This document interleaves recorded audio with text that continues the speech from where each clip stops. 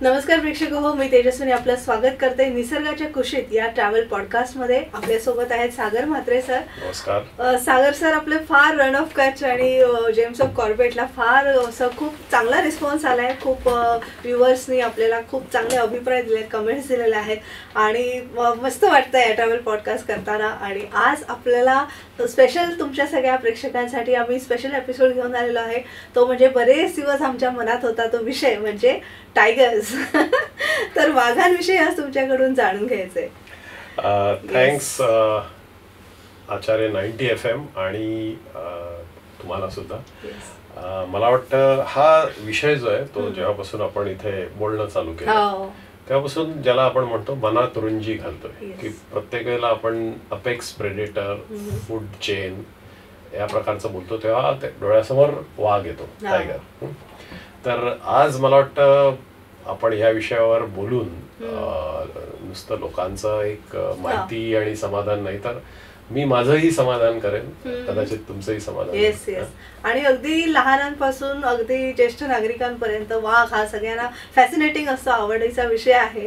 आणि वाघाबद्दल आपण जेवढं जाणून घेऊ तेवढं कमीच, नाही का? आणि तुमच्यासारख्या एका सगळ्या प्राणी आणि पक्षी विषयक अभ्यासक आहात तुम्ही, त्यांच्याकडून वाघ समजून घेताना, वाघाची माहिती आम्हाला जाणून घेताना फार खूप मजा येईल असं वाटतंय. मी आज असा प्रयत्न करेन की माझे जे वाघाविषयीचे जे अनुभव आहेत, एक्सपिरियन्स जे आहेत ते मी सांगायचा प्रयत्न करेन. आणि मला वाटतं अनुभव जे आपण आपण काही पाहिलं बाहेर प्रवास करताना की आपण जे घरी येऊन किंवा मित्रांना येऊन सांगतो तर ते अत्यंत रंजक असतं. आपल्या मित्रांची किंवा जे कुटुंबीय आहेत त्यांचे पण करमणूक होते आणि आपल्याला सांगताना तो जो स्टोरी टेलिंगचा जो भाग आहे तो खूप आवडतो. तेव्हा मी पाहिलं, मला तुम्हाला सांगायची उत्सुकता आहे. आणि आपले जे मित्र किंवा घरचे असतात त्यांना अरे बाबा तू काय पाहिलंस, आम्हाला ऐकायची उत्सुकता आहे. तर हे दोन्ही भाग कदाचित या एपिसोड मध्ये आपण ज्याला आपण पूर्ण करू. तर आपण सुरू करायचं का? हो नक्कीच. हा, तर आपल्याकडे मी म्हणेन की भारत हा जो देश आहे आपला, हा आपण अतिशय लकी आहोत. कारण सगळ्यात जास्त वाघांची संख्या आता भारतात आहे. आणि याचं एक कारण की आपण जो प्रोजेक्ट टायगर आणि इतर ठिकाणी जे फॉरेस्ट मॅनेजमेंट आहे आणि इवन मी असं म्हणेन की सरकारचा पण याच्यात बराचसा, ज्याला आपण पॉलिसी मेकिंग म्हणतो, हे खूप मोठा त्यांचा, मी असं म्हणेन की एक जबाबदारी त्यांनी स्वीकारलेली आहे आणि ते चांगल्या पद्धतीने पार करतात. आता या पुढे बरेचसे प्रॉब्लेम्स पण आहेत. म्हणजे कुठलाही जो एक आस्पेक्ट आहे आणि स्पेशली आपण वाघांविषयी बोलतो तेव्हा तो काही भाग आनंददायी आहे आणि काही भाग भीतीदायक पण आहे. कारण तुम्ही पेपरात जर दररोज वाचलं तर आठवड्यात एखादा वाघाने केलेला बळी आहे किंवा 2 आठवड्यातनं एकदा. तर मग ह्याला एक, ज्याला आपण मॅन आणि टायगर कॉन्फ्लिक्ट म्हणतो, त्याच्याबद्दलही आपण बोलूया. तर आता वाघाविषयी बोलायला सुरुवात करूया. तर आपण त्याच्या इतिहासापासून सुरुवात करूया की पॅन्थेरा टायग्रिस म्हणून जे त्याचं सायंटिफिक नाव आहे. तर टायग्रिस हे जुन्या इंग्लिशमधून, ज्याला टिगर म्हणतात, तिथून आलेलं आहे. आणि तुम्हाला माहिती असेल की इराणमध्ये आणि जी नदी आहे टायग्रिस म्हणून, सॉरी इराकमध्ये, तर तिथे टायग्रिस आणि युफ्रेटिस ह्या ज्या 2 महत्वाच्या नद्या आहेत, तर त्याचंही नाव टायगरशी संबंध जोडला जातो. बेसिकली टायगर म्हणजे त्याचा एक अर्थ ग्रीक भाषेत ॲरो असा होतो. तर जे वाघाचे पट्टे असतात त्यांना त्या ॲरोची उपमा दिलेली आहे आणि त्याच्यावरनं त्याचं आजच्या इंग्लिशमध्ये टायगर हे नाव पडलेलं आहे. आपण त्याला मराठीत वाघ म्हणतो, हिंदीमध्ये बाघ म्हणतात. बरेचसे लोक मी बघतो शेर आणि बाघ ह्याच्यात थोडंसं कन्फ्युजन करतात. तर शेर म्हणजे लायन, सिंह आहे तो. त्याचं मी तर म्हणेन त्याची शोकांतिका आहे. कारण तुम्ही जर बघाल की पूर्वी युरोपमध्ये सुद्धा सिंह होते, त्यानंतर आता त्याची रेंज इतकी रिस्ट्रिक्ट झाली की एशियाटिक लायन हा तर खूपच रेअर झालेला आहे. गुजरातमध्ये फक्त एका जंगलात आहे. त्यानंतर गिरचं जे जंगल हा. पण टायगर्सचा जो आपला डिस्ट्रीब्युशन आहे हे भारतात तुम्ही बघाल तर हिमालयापासून नॉर्थ ईस्ट इंडिया, त्यानंतर वेस्टर्न घाट्स म्हणजे आपला सह्याद्रीचा भाग केरळापर्यंत, आणि ईस्टर्न घाट्समध्ये काही टायगर्स आहेत. तर आता जसं जसं आपलं टेक्नॉलॉजी वाढत जाते आणि त्या दिवशी आपण ट्रेल कॅमेऱ्यांबद्दल बोललो की बाबा जंगलाच्या ज्या ट्रेल असतात, जंगल ट्रेल, त्याच्यावर कॅमेरा लावले, तर काही काही वनांमध्ये आता वाघ आहेत हे सुद्धा लक्षात येत आहे. पूर्वी हे सगळं तुम्हाला शोधायला लागायचं, तर हे तुम्हाला आता ट्रेल कॅमेरा म्हणा किंवा याच्यामुळे टेक्नॉलॉजीमुळे तुम्हाला इझिली ते दिसतं. तर हा झाला आता वाघाचा नावाचा इतिहास. आता आपण वाघाचा इतिहास बघूया. तर आता साधारण शास्त्रज्ञांचं असं म्हणणं आहे की वाघ हा थंड प्रदेशातून म्हणजे आपला जो सायबेरिया आहे तिथून आलेला आहे. आणि वाघाच्या जर तुम्ही आत्ताच्याही सवयी बघाल की उन्हाळ्यात तो जाऊन पाण्यात बसतो. तुम्ही जर बघाल की वाघ हा कॅट फॅमिलीचा मेंबर आहे. आपल्याकडे मांजर जे असते त्याला मराठीत आपण वाघाची मावशी म्हणतो. तर कॅट फॅमिलीचं कुठलीही कॅट जाऊन पाण्यात बसत नाही.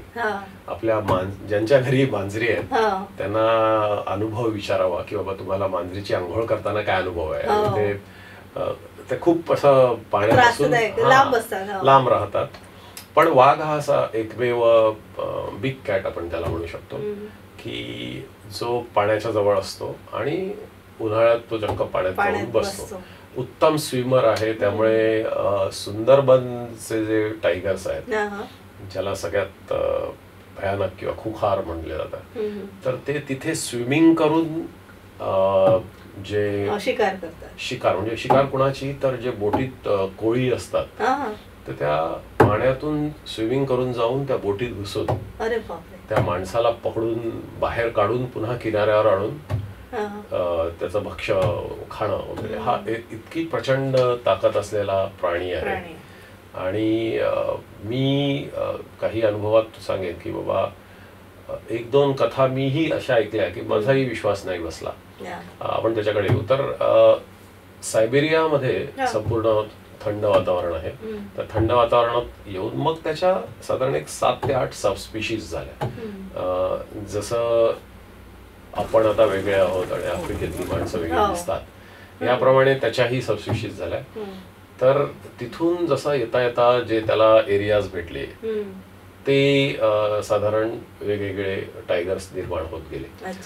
दुर्दैवाने आता बाकीचे जे 7 सबस्पीशीज बदल, एक रॉयल बेंगाल म्हणजे आपल्या भारतातला टायगर आणि सायबेरियन टायगर, हे 2 टायगर सोडले तर बाकी सगळ्या टायगर्सचं भवितव्य एवढं चांगलं नाहीये. कारण तिथे कदाचित त्यांचं फॉरेस्ट मॅनेजमेंट म्हणा किंवा शिकार म्हणा. दुर्दैवाने इंडो चायना म्हणून जो चीनचा भाग आहे आणि तिबेट, इथे टायगरच्या वेगवेगळ्या म्हणजे वाघाच्या वेगवेगळ्या शरीराच्या भागाला वेगवेगळी मागणी आहे. उदाहरणार्थ त्याच्याकडे वाघाचं कातडं जे आहे ते घरी सजवण्यासाठी किंवा इव्हन त्याच्या कपड्यांमध्ये, तिबेटन लोकांच्या कपड्यांमध्ये जे खूप श्रीमंत लोक आहेत तर त्या कपड्याचा एक भाग बनला जातो.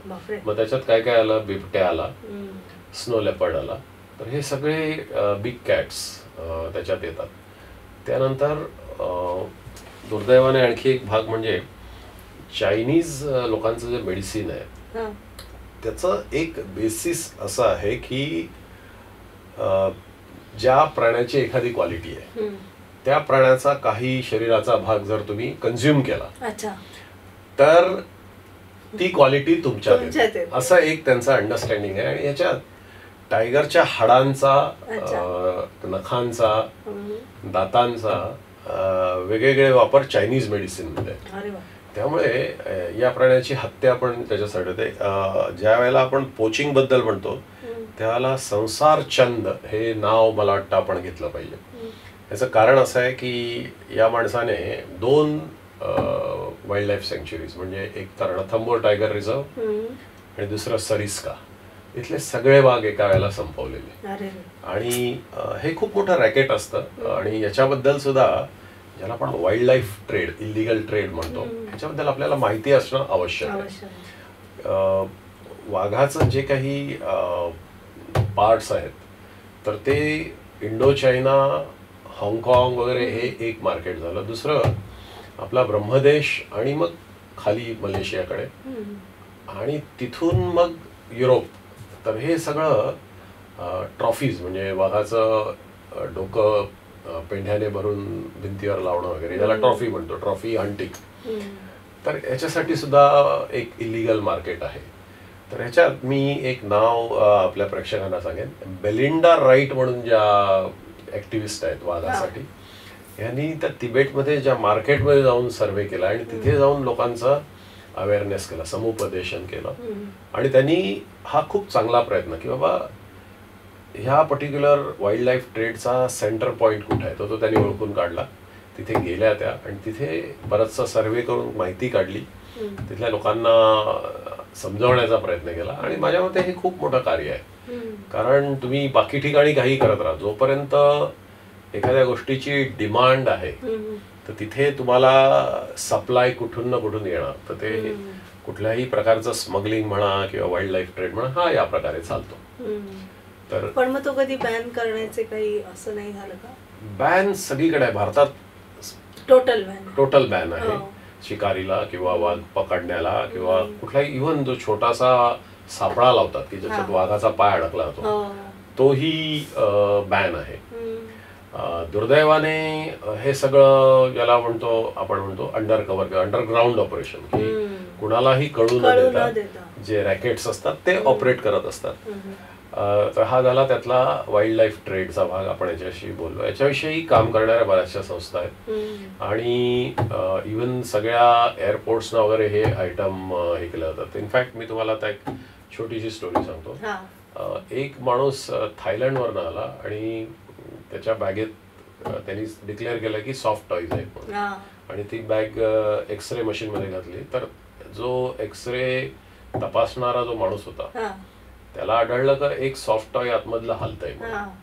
तर त्यांनी मग ती बॅग उघडली, बघतो तर वाघाचं जिवंत पिल्लू तो बॅगेतून घेऊन आलेलं. तर हे या प्रकारचं जे वाईल्ड लाईफ ट्रेड आहे हे बऱ्याच ठिकाणी आहे. म्हणजे हा काही आयसोलेटेड इन्सिडेंट नाहीये. याच्यात तुम्हाला लक्षात येईल की हे सर्रास चाललेलं आहे. आणि तुम्ही मुंबईमध्ये सुद्धा बघाल तर रेग्युलरली पोपटाचे भरलेले पिंजरे आणि ज्याच्यात पोपट अत्यंत अमानुषरित्या कोंबलेले असतात. ते मुंबईला क्रॉफर्ड मार्केटमध्ये येईपर्यंत अर्धे त्यातले पोपट बिचारे मरून जातात. कारण हीट म्हणा, कंजेशन म्हणा, खाणं पिणं म्हणा, हवा व्यवस्थित नाही मिळाली. तर हे ह्या अशा मुक्या प्राण्यांना वाईल्ड लाईफ ट्रेडमध्ये 4 पैसे कमवण्यासाठी 50% त्यांनाही माहिती असतं की हे मरणार आहेत म्हणून, त्यामुळे ते दुप्पट भरून टाकतात.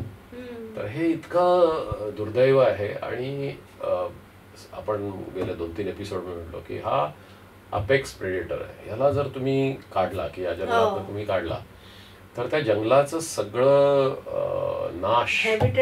हॅबिटॅट नाश व्हायला फारसा वेळ लागणार नाही. कदाचित 5-10 वर्षात तुम्हाला ते सगळं हर्बिओरस जे प्राणी आहे हे सगळं जंगल ते खाऊन टाकतील. आणि मग त्यानंतर टॉप सॉइल इरोजन होईल. ती जंगलाची जी मृदा ज्याला आपण म्हणतो ती सगळी पाण्याबरोबर वाहून जाऊ शकते. आणि मग सगळी इनफर्टाईल जमीन, त्याच्यात काही उगवणार नाही. कारण हे जंगल तुम्ही पावसाळ्यात बघा की प्रत्येक वर्षी काही वनस्पती येतात, त्यानंतर त्या जातात.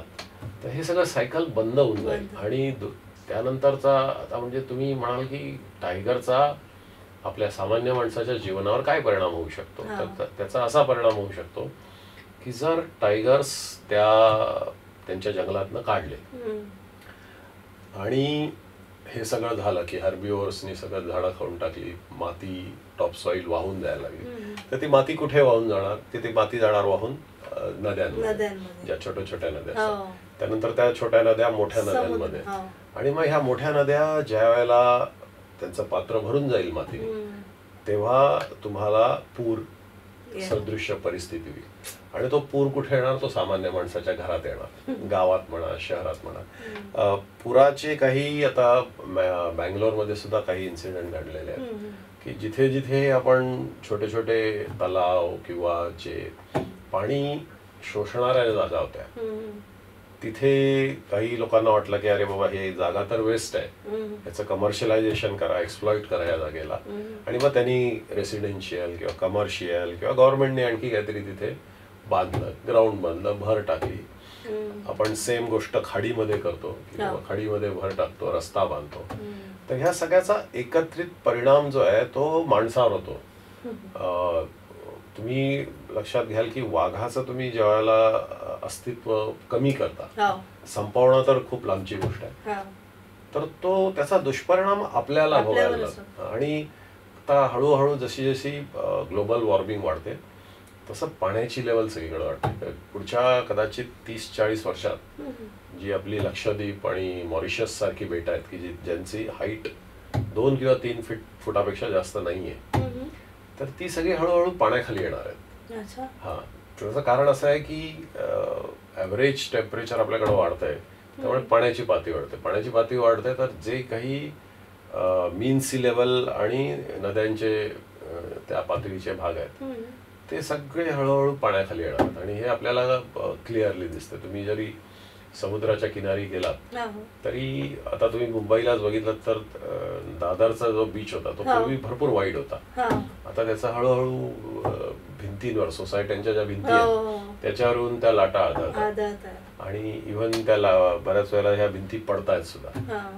तर एक लक्षात येईल की हे सगळं कनेक्टेड आहे. किंवा वाघाचं अस्तित्व, आपलं निसर्ग चक्र, त्यानंतर तुमचं ग्लोबल वॉर्मिंग, हे कुठून ना कुठून तरी एक संबंध आहे. आणि तो मला वाटतं आपण समजून ह्या पर्टिक्युलर गोष्टीत आपण आपलं जे योगदान आहे आणि त्याच्याविषयी आपण बोलूया.